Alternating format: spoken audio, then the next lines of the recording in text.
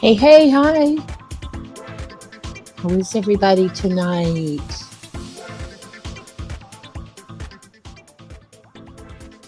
Are we Wusa? Good job. Good job. Hey, Amethyst Wolf. How are you, sweetheart? Steph B. Hi. Yep. Yep. Oh, yes. I love those little pink dinosaurs yelling. I'm going to run my intro real quick, and then we'll get right into this. Going to do some shadow work tonight. What is it? Why should I do it? What the heck? Be right back.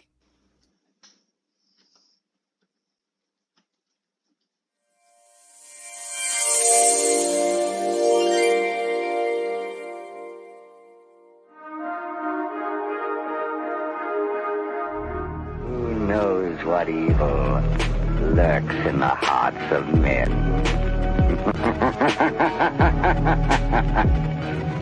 The shadow knows.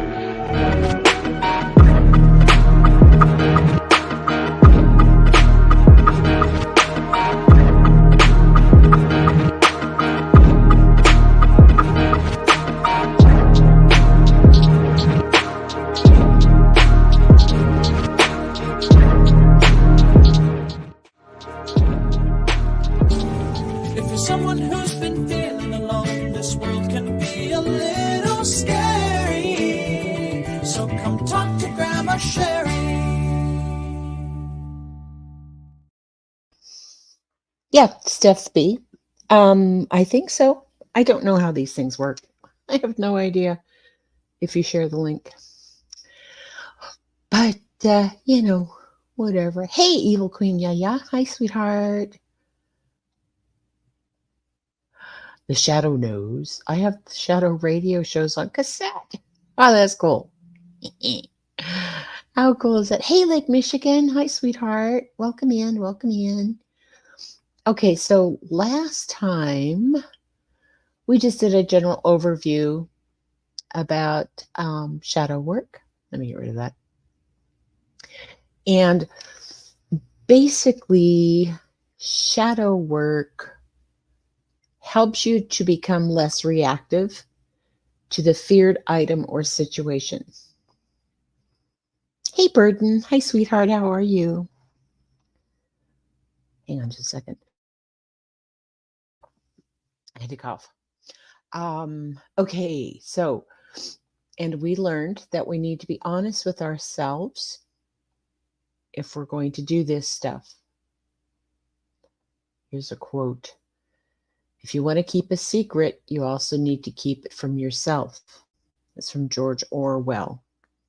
And oftentimes when we have something traumatic that happened in our life or frightening and that sort of thing, we repress it down and we want to keep it secret. That's the shadow.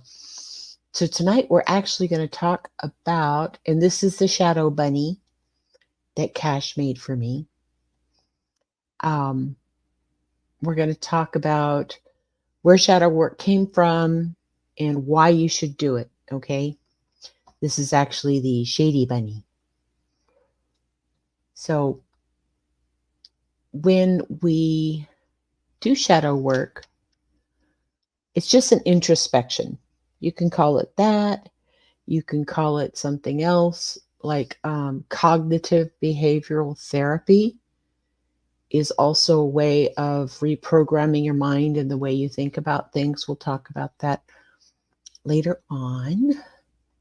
But how is everybody tonight?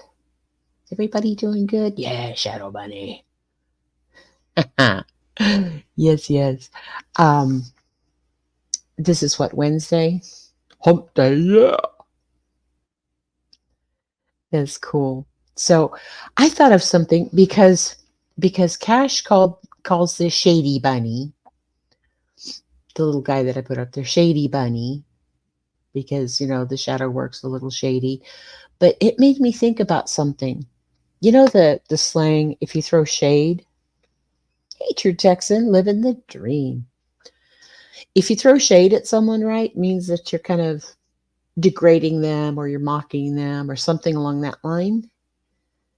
And one of the things we've talked about before is projection, how we tend to project our insecurities onto other people, right? So it made me think of something that says, there is no shadow in the shade.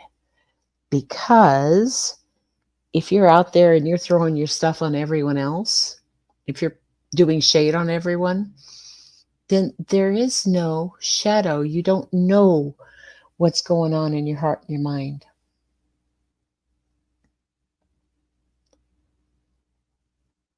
Another thing, while we're hopefully waiting for other people to come, and if not, that's fine. They can catch replay. But, I was talking last night about when the shit hits the fan, right? We were talking about truckers and all this other stuff. What happens to society if trucks stop running, that sort of thing. But shit hits the fan. And then I was looking today, and have you ever heard of DEF CON? The nation's militaries have what they call a DEF CON condition.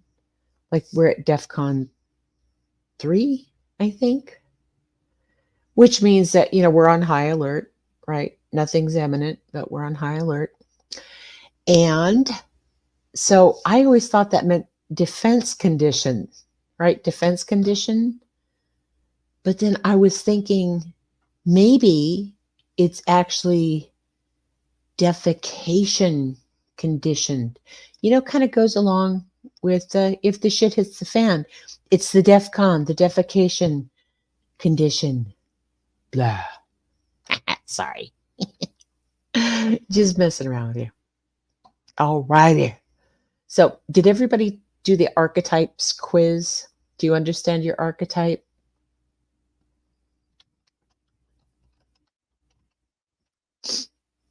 Do.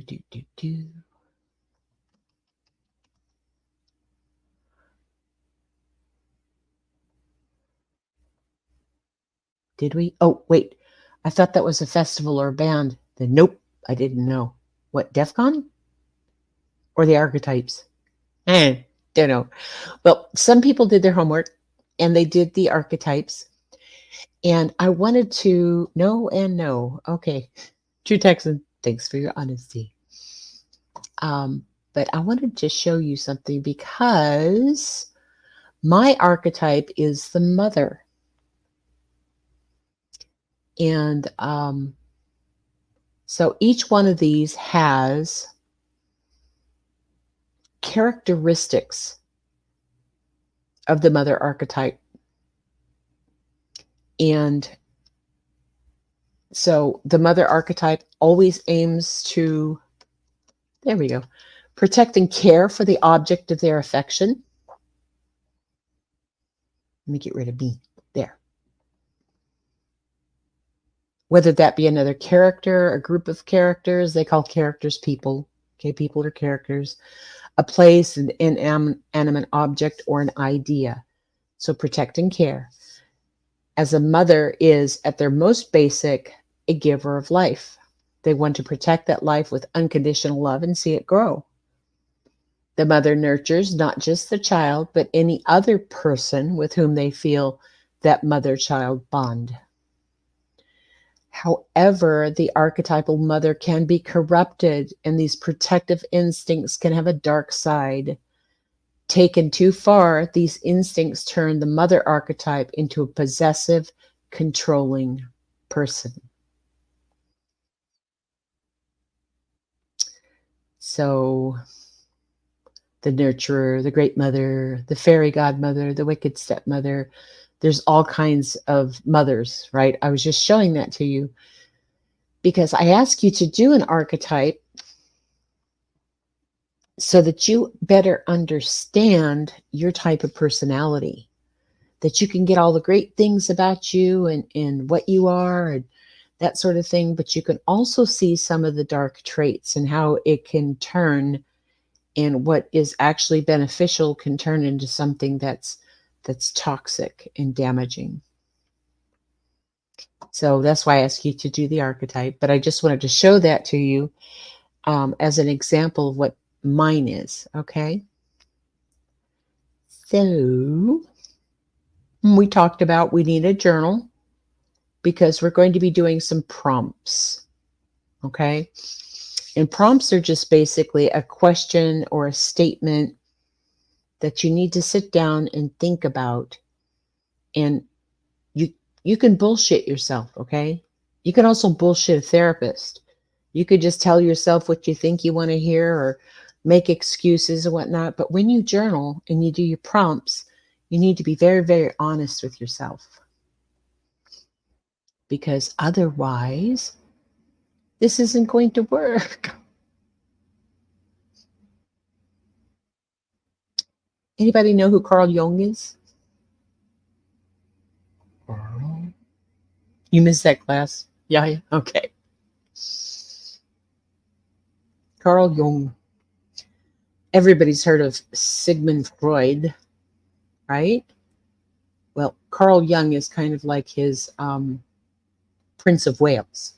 He studied under Freud for a while, and they kind of fell out.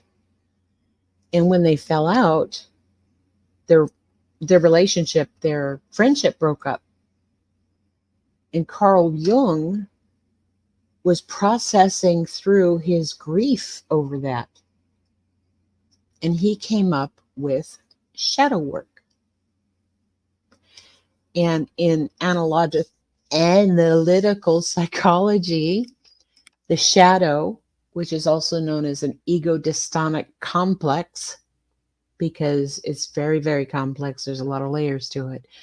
It's the repressed id, the shadow aspect, or a shadow archetype, those dark traits from the archetype,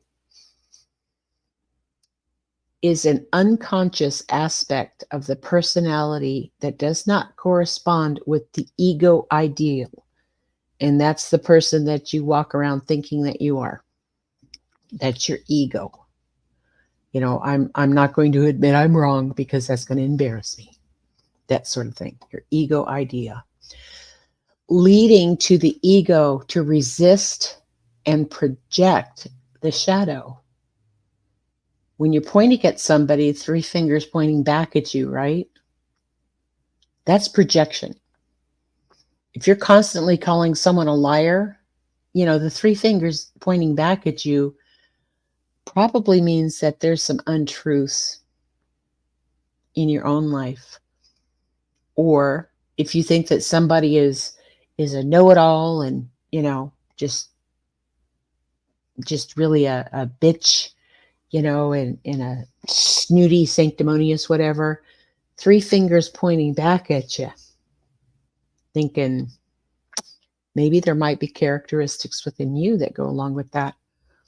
So the ego likes to resist those things and to project the shadow, and that leads to a conflict. In short, the shadow is the self's emotional blind spot. The part of the ego does not want to acknowledge, and it's projected as archetypes, or in a metaphorical sense, image, the complexes personified within the collective unconscious. Example, the trickster, the mother, the lover, there's a hero out there. There's all kinds of archetypes. But anyway, so that basically just means that when you try to repress the things that you don't like in life, or you repress the trauma that you've been through, or something along that line, what's going to end up happening is, even though you're not consciously aware of what you're doing, you're going to project that out either onto another person or onto yourself. Our self-defense kicks in. And that's when we talk badly to ourselves. It's when we put ourselves down. That's when we self-sabotage. So, I'm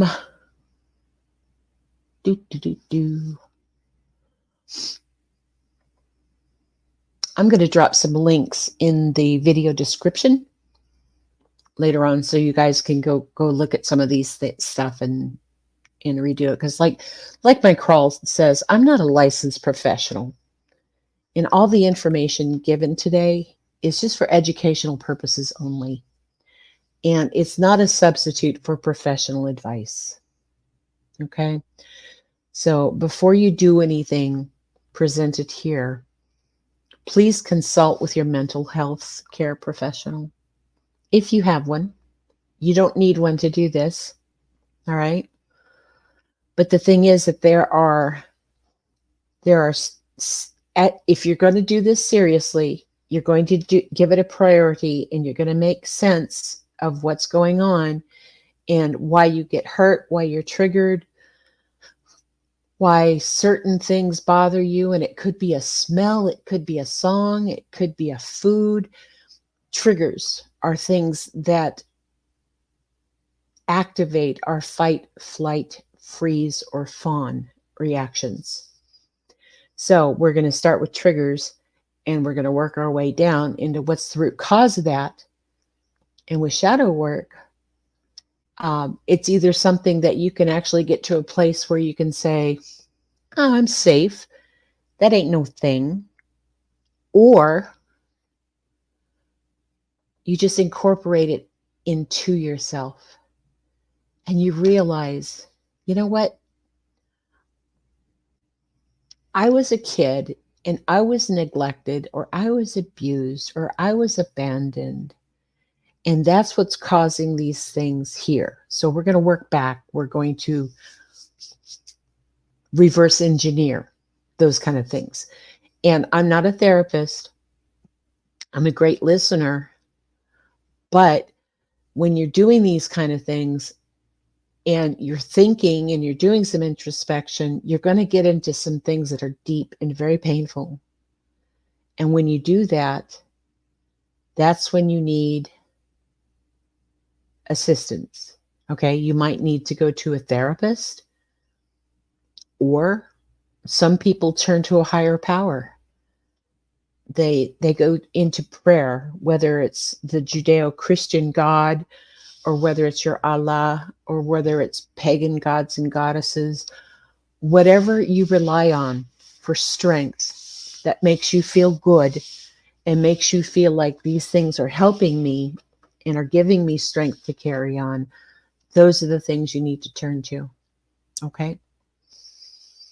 So Jung, although he was interested in the way the mental processes happened, he believed that the emotions and other concepts originate in the unconscious mind rather than the conscious mind. So that's when he developed the term the psyche. Put a 1 in the chat if you've heard that, the psyche, before. I'm going to read a quote to you from one of his pages, one of his papers that he wrote. He says, "Everything of which I know, but of which I am not at the moment thinking, everything of which I was once conscious, but have now forgotten, everything perceived by my senses, but not noted by my conscious mind, everything which, involuntarily and without paying attention to it, I feel, think, remember, want, and do." All of those things that he's not aware of, he's doing, wanting. All the future things which are taking shape in me and will sometimes come to consciousness, all this is the content of the unconscious. Besides these, we must include all, more or less, intentional repressions of painful thought and feelings. Carl Jung, he says, "I call the sum of these contents the personal unconscious." Hey, Peach, nobody's ever late. Anywho, so that's pretty much it. So Jung came up with, if you've ever taken even the most high level required in your life psychology classes, you've heard some of the terms. You've heard ego, right? You've heard id.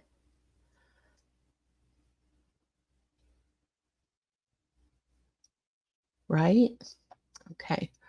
So the ego is what Jung saw as the center of the field of consciousness, which contains our awareness of what's existing and the continuing sense of your personal identity. You know, your ego is when people say, "Oh my God, they're an egomaniac." Hey, Hope Secco. It's okay, baby. Welcome in. Welcome in. But so the ego is the person that you are on the outside. Hey, rock a bit, no problem. So it contains our awareness and our continued sense of personal identity. The ego is the organizer of our thoughts and intuitions, our feelings and sensation, and has access to memories which are not repressed. The ego is the bearer of personality and stands at the junction between the inner and outer worlds. So the shadow are all the things we do not want to know about ourselves or do not like. The shadow is a complex and the personal unconscious, the things that you're not thinking of, and sometimes they'll pop up and they trigger you, or sometimes they pop up and they give you joy because you might not have thought about these things, but it's a repressed memory.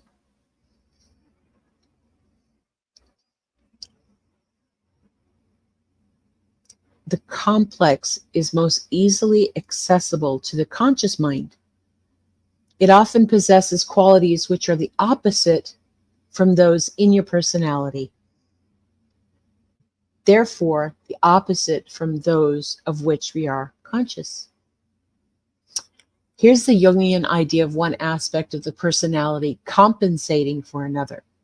So your ego hiding the shadow, the stuff that you don't want to face, the stuff that you don't like, right?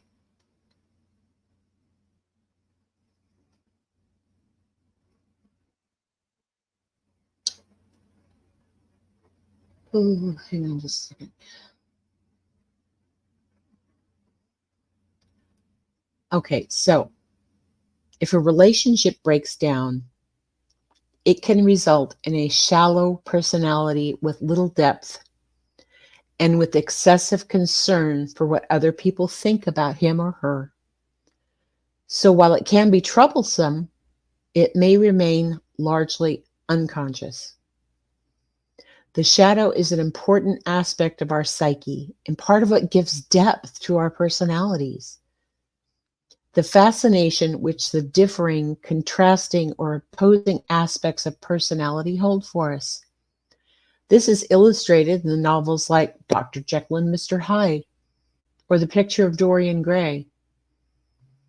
The way in which we most immediately experience the shadow is as we project it onto other people, so that we can be fairly sure that traits which we cannot stand in other people really belong to ourselves, and that we are trying to disown them. While difficult and painful, it is important that we work at owning our shadow and to bring it into a relationship with our persona, so provide some integration of the two complexes. Did I lose you? Put Z's in the chat if I lost you. Basically, what I was saying here is that oftentimes what we don't like in other people are parts about ourselves in our shadow that we've pushed down and repressed and we don't want to deal with because of whatever reason. And in the following episodes, we're actually going to talk about how to deconstruct those and find out what the root cause is. So why should you do shadow work? Anybody, why should you do shadow work?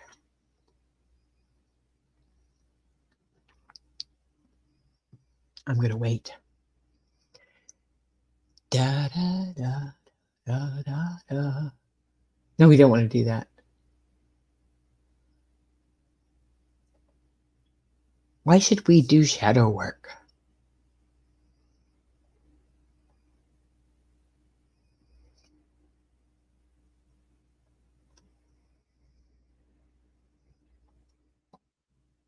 This is the interactive portion of our program.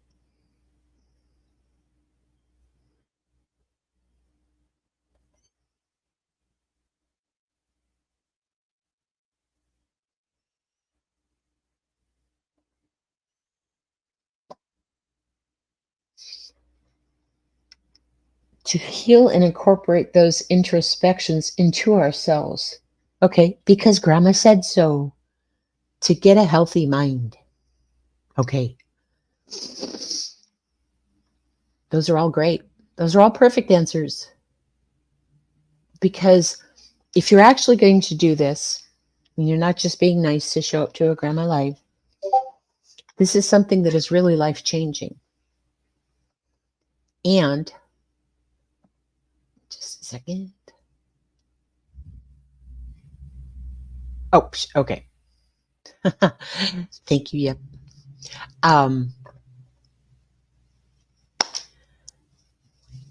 I started doing shadow work because I was having panic attacks.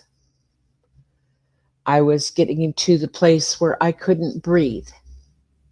And I broke down at a McDonald's once when they asked me if I wanted to supersize that or whatever the question was. I don't even remember. I just remember going into a dial tone and freezing in a panic attack. And pardon, to not be a craphead to other people or yourself. Yes. Oh, Georgia, that was cute. Yes, because I said so. So we have a better idea of why we react the way we do, to enjoy life more. Hey, sleuthing tater tot. To ID negative traits about ourselves. And it also heals generational trauma. Hey, small wildflowers. Yes, all of these things. But you know why I started it? Because of my panic attacks. And because I didn't want to live like that anymore. To have all that anxiety. To just feel like I was living off of cortisol. You know, the fight or flight adrenaline kind of thing in your body. And so I wanted to find peace within myself. I wanted to find happiness within myself. That's why I started doing shadow work. And I've had a lot of people say, "Oh, you have the patience of a saint." No, I don't. No, I don't. between my cognitive behavioral therapy, my CBT for my autism, and shadow work that took me down into why I get triggered by some things, I just have more peace and I have more self-control because I'm aware of what's real and what's the illusion that my mind is telling me. What the worst case scenario is, what your mind is going to tell you. It's going to catastrophize everything. There's nothing wrong with that. It's a survival tactic. You know, if we didn't have that, then once Kyle was eaten by the saber-toothed tiger, then everybody in the village would be too, because we didn't learn anything from what Kyle went through. It's a survival thing. So it's separating the real from the illusion.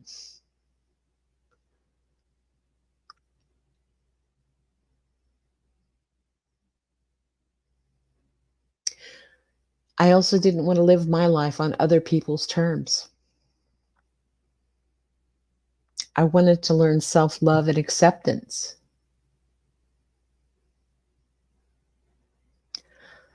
I wanted to understand my wants and needs, my unhealed places. And I wanted to understand my agendas. Oh, Cater, you bought the TikTok Shadow Journal 2 months ago. Maybe I need to use it. I have been in a really odd space the last couple months. Yeah, most people are tired of worrying about things. It doesn't change anything. Ooh, started inner child therapy at 17. That's a great project too. Yes. Yes, there's a lot of great therapies out there. There are some things that if you are so triggered that you're disabled by it or you're debilitated by it, and I've done this too. It's called EMDR, eye movement. What is it? Deprogramming response. EMDR. If you guys know, then type it in there. But anyway, yeah. So it's kind of weird, the movement of your eyes. You know when you see like a body language expert and they're talking about, oh, that person's lying because instead of looking down to, the bottom right with their eyes, which is emotional accessing, they were looking at the top left. Desensitized. Thank you, Steph. Well, Myers-Briggs helps, yeah, but the archetype thing is just it's on my community post. I'll post it again in the video description. It just gives you an idea about what your personality is like. Myers-Briggs to me is more like for work environments. Prince Harry does EMDR. He needs to. Yeah. I love me some royal family. Don't get me wrong. But anyway, so what I wanted to do was get rid of the inner turmoil. I wanted to stop procrastinating on things and avoiding them. I wanted to stop self-sabotaging. So I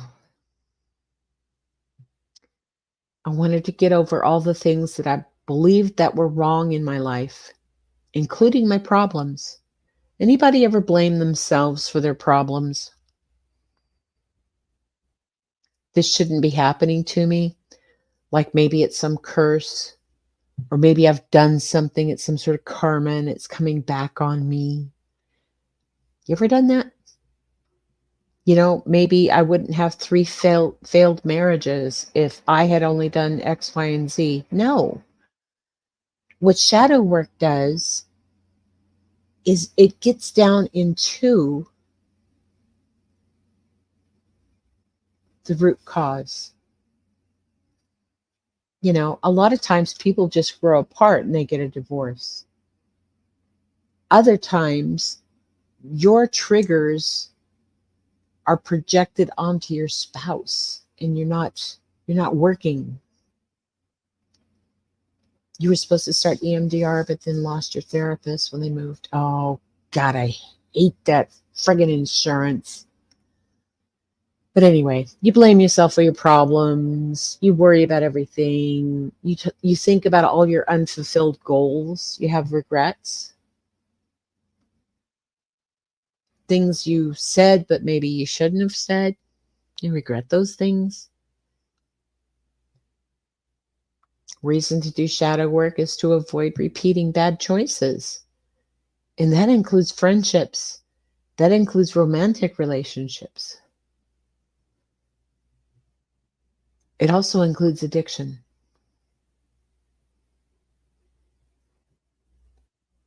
Alcohol, pharmaceuticals, recreational substances are typically a way to self-medicate and to hide the pain, or to get your mind off of whatever it is that's making you crazy.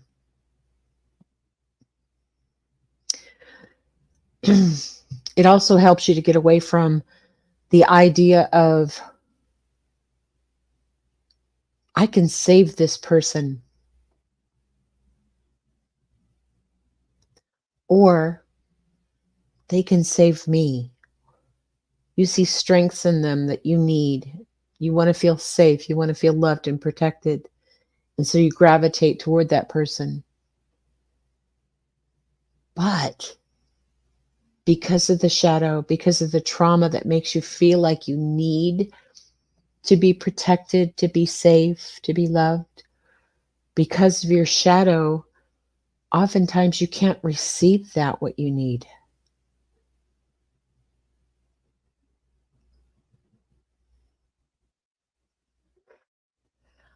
The shadow also kind of draws you towards people that are part of your trauma. And, trigger warning for all of this, but if you were abused as a child, or if people told you you're stupid, you're no good, and it didn't matter how wonderful you were just never good enough. You were always like the Cinderella or the black sheep of the family or whatever. And then you find that you're getting into relationships with very similar type of people. That's part of your shadow, because that's a part of you in your unconscious that you want to reconcile, that you want to heal. And you might not be able to do that with your abuser or your ex or whatever it is, but you somehow or another, unconsciously, you're drawn to these people to try to reconcile and heal those old relationships. Doing shadow works helps you to identify your triggers. What's the threat? Where's it going? Why? Why am I thinking this way? Why do I feel this way? So to do this, you need to be vulnerable and honest with yourself. You need to learn the lesson gently and with joy. When you're hardened, then the lesson has to knock you in the head. When you're hardened against it, there's no frickin' way that I'm a narcissist. There's no frickin' way that I'm a verbal abuser. I'm fine the way I am. Yep.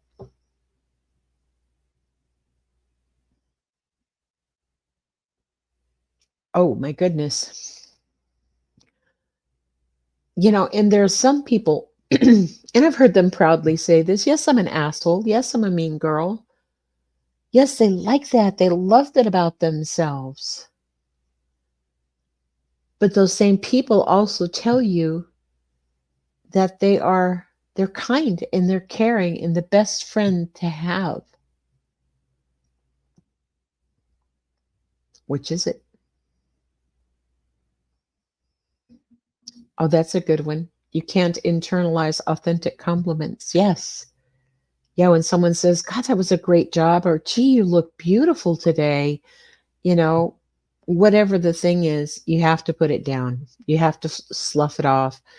You say things like, oh, it was a team effort. Teamwork makes the dream work. Or, you say, well, this whole thing, oh my God, no, it's just, and then, you try to gloss over the compliment by telling them that, you got it at TJ Maxx and it was only $5 on the clearance rack, No, just say thank you. Thank you. You'll get to a place where you can actually say, hey, and you can feel that compliment. You can feel the appreciation the person's giving to you, and that blesses them in return. So be open and be gentle with yourself. Forgive yourself. There's no regrets. There's only lessons. You're still alive today, and I want you to stay that way. Thank you very much. But it doesn't matter what happened in the past. You being here and you willing to even look at anything shows that you're willing to become a better person. My sincere hope is that you don't want to be a better person just for your family and friends. I want us to learn to love ourselves, to be in a nice, healthy, protective love for yourself. You might think, it ain't no thing. I got over it. Yeah, he broke my heart, but that was then, this is now. No, it could be still affecting you. You have to think about it. No regrets. That's right. A virus is so small, you can't see it. But a virus could kill you.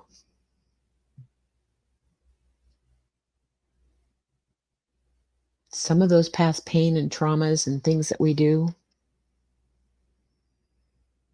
could kill us, could make us make really bad choices. We'll talk about passive suicide in the future.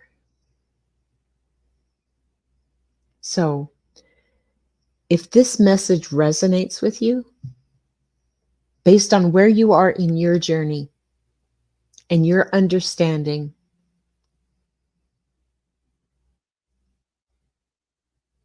then let's do this thing.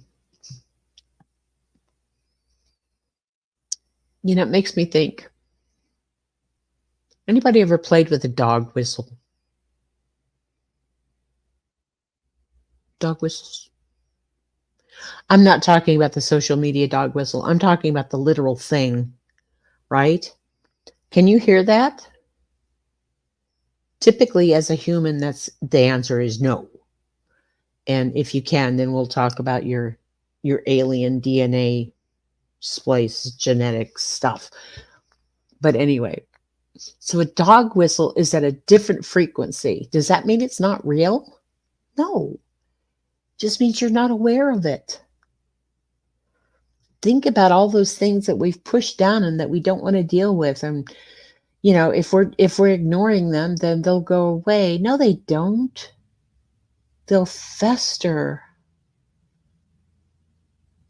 And this isn't something that's just going to happen overnight, okay?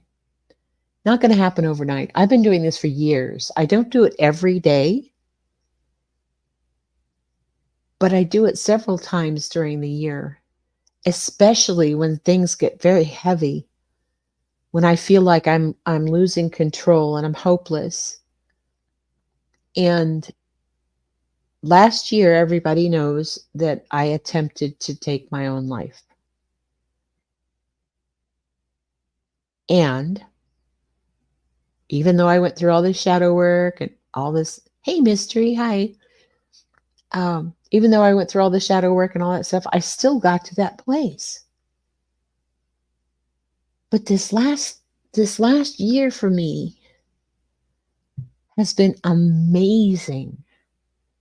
I've been through more shit in this last year than I have in probably the last decade, just in what's gone on in my life. But because I made a conscious decision that I'm going to sit quietly with myself and I'm going to figure out why, and I reprioritize stuff in my life. What's important? Of course, it helps at my age that a bunch of my friends are dying. You know, it makes you stop and think about what really is important in life and what can you take with you? What do you leave behind? I think of it this way, I used to work in insurance. Y'all know I did car accidents and stuff like that, right?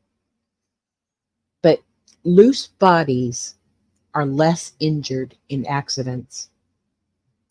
The people that are drunk, the people that are asleep and unaware of what's going on, are less injured than the people who freak out and tighten up. That's what we need to do when we find nasty things within ourselves, like, oh my God, I can't believe I'm actually thinking that way. I didn't realize it, and these things will come. That you need to be loose. You need to be gentle with yourself. You need to love yourself. Because when you harden up and you fight against it, you swear up and down, oh my God, no, I'm not that. Or, oh my God, no, I healed from that so long ago, but it's still nagging at you. It's not healed. So when you harden and you brace against it, when you resist it, something has to break. And it's either the thing that you don't like that's causing you pain, or it's you. And I think that's where I was. But I had to let go of a bunch of stuff. So this is about integrating the part of you that's been denied, the positive and the negative attributes to the shadow. You were born whole and perfect. You learned to repress what others didn't like about you. That gives power to your ego. Your personality, your ego will then twist them if you're denying them in yourself. And that's when they become toxic. So there might be talents and strengths that were repressed in you, or that you've pushed back into the shadow so long ago. But you don't realize that when you integrate it into yourself, those things can be wonderful. Could be wonderful. You can look at arrogance. Maybe I'm arrogant about something now. When you integrate it, it becomes confidence. You're no longer masking anger as passive aggressiveness. You become humble and compassionate and peaceful.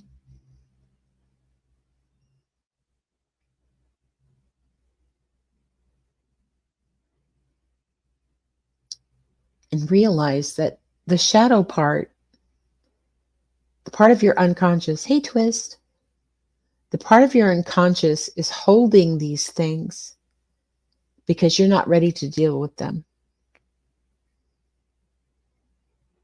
But as we progress, we will be able to deal with them.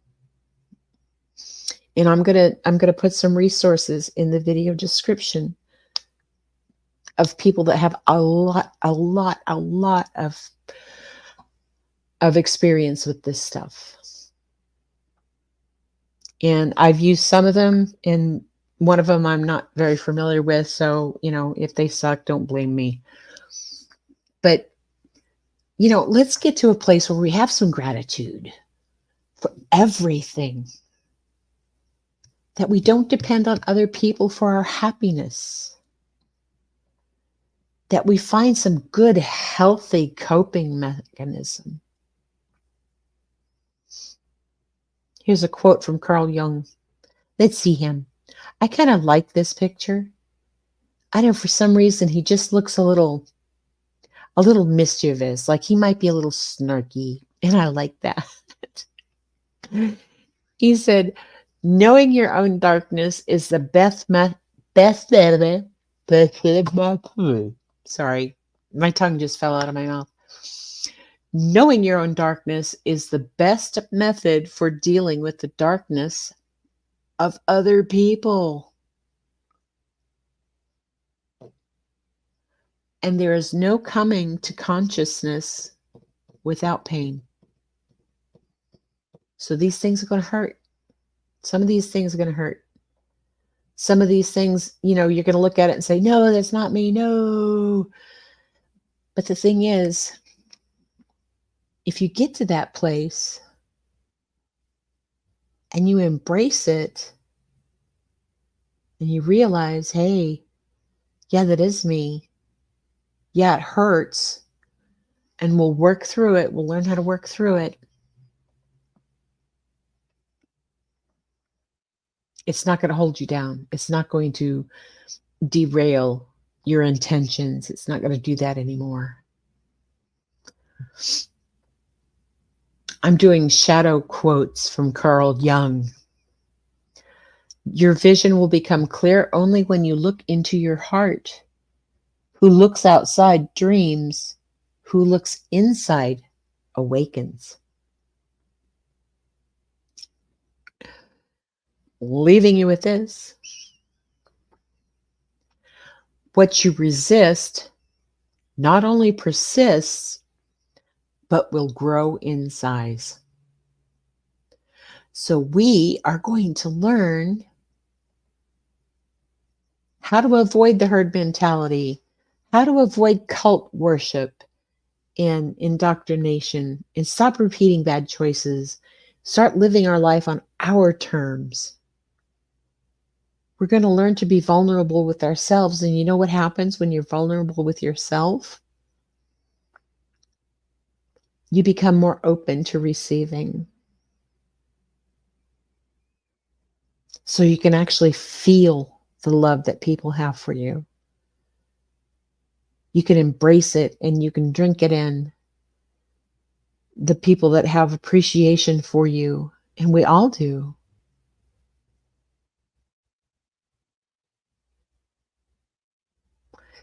For me, a lot of my areas was like waking up from a nightmare.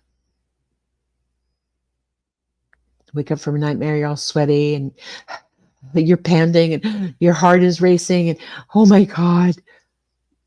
When you face these things, like waking up, and it allows you to consciously process the fear. It's like that feeling you get when you go, whew, that was just a dream. Yeah.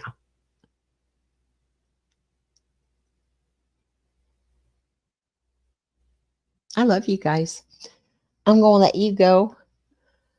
Always, always, always in my video descriptions, in my about section, and my outro video, all has helplines. My marvelous mods have been dropping them throughout the chat tonight. I'm turning off live chat replay so that if you're watching replay, you just focus on what I'm saying. Like I said, I'm not perfect.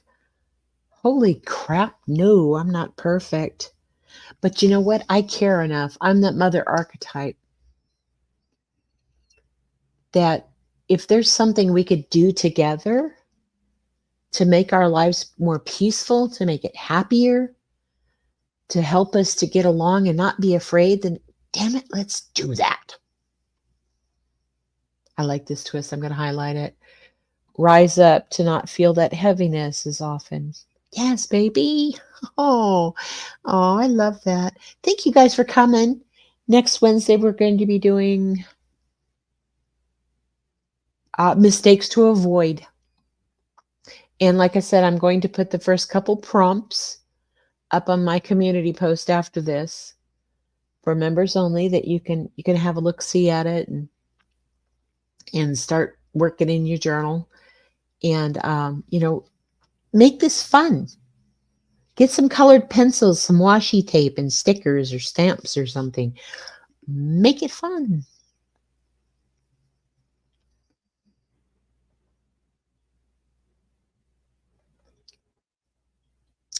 I'm sorry, Mystery. We're here for each other.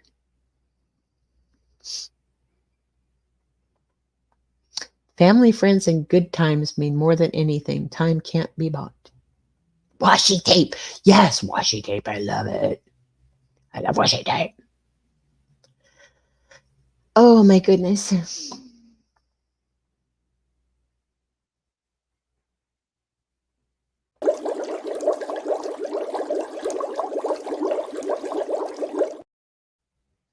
Thank you for being here. I like that guy.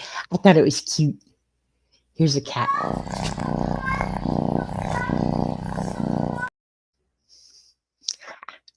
Okay. Ah, I didn't put my thing in here. There. Switch. Surprise. There's my outro. I love you guys. I'll see you soon.